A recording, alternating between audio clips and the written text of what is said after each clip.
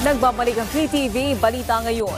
Pinatibay ang ugnayan ng Pilipinas at Australia siniguro ni Australian Prime Minister Anthony Albanese kasabay ng bilateral meeting kasama si Pangulong Ferdinand R. Marcos Jr.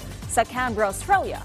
Sa press conference, kinumpirma ng Prime Minister at ni Pangulong Marcos Jr. ang produktibong diskusyon, partikular sa mas malapit na kolaborasyon ng dalawang bansa bilang strategic partners. Sa bisa naman ang pinirmahang Memorandum of Understanding para sa Enhanced Maritime Cooperation, tiwala si Albanese na makatutulong ito para magkaroon ng mapayapang rehiyon kung saan nire-respeto ang international law at bukas ang karagatan para sa kalakalan. Bukod dito, pagtitibayin din ang ugnayan sa cyber at critical technology, competition law and policy, trade and investment at iba pa. Samantala, nakatakda ding dumalo si Pangulong Marcos Jr. sa ASEAN-Australia Summit sa susunod na linggo. Dinala ni First Lady Lisa Araneta Marcos ang kanyang Lab for All caravan sa Tuguegarao City, katuwang ang Department of Health. Kabilang sa mga serbisyo ang medical consultation sa family at internal medicine, gynecology, ophthalmology, dental surgery at nagkaroon din ng toilet bowl distribution. Layon ng Lab for All Caravan na makapagbigay ng libre pero de kalidad na serbisyong medikal. Tiniyak ng unang ginang at ng DOH na patuloy na mag-iikot ang caravan sa iba't ibang panig ng bansa. Samantala, alamin natin ang ibang balita sa PTV Davao mula kay Vina Araneta. Maayong adlaw. Aprobado na sa ikatulong pagbasa atul sa regular session sa 20th Davao City Council ni atong Martes ang pagtukod og IP shelter sa Sovereign Philippines Medical Center kon SPMC.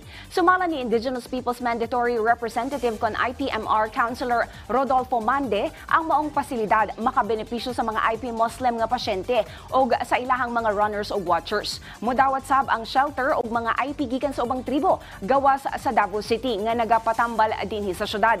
Ang pasilidad dunay budget nga 42 million pesos. Ang itukod nga shelter nga gitawag sab nga one-stop shop dunay kapin 70 ka mga kama alang sa mga pasyente. Lakip sab sa ihanyag nga serbisyo sa pasilidad ang food intervention alang sa mga pasyente.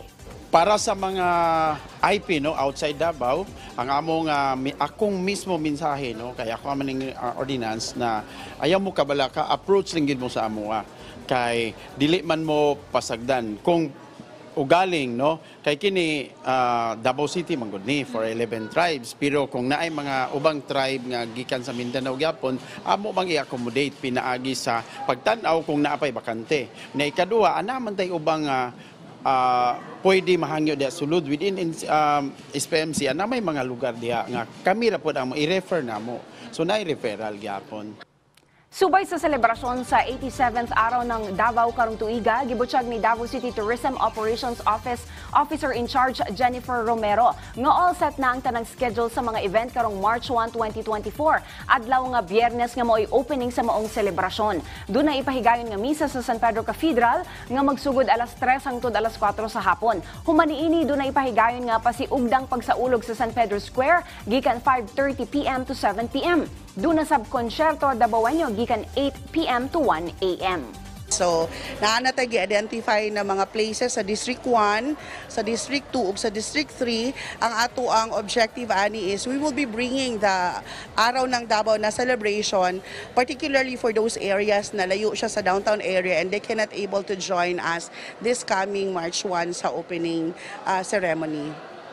Og mo kadto ang mga nagunang balita dinhi sa PTV Davao. Ako si Vina Araneta para sa Pambansang TV sa Bagong Pilipinas.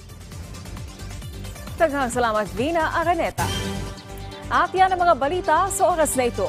Para sa iba pang update, i-follow at i-like kami sa aming social media sites at PTV PH. Ako po si Naomi Tiburcio para sa Pambansang TV sa Bagong Pilipinas.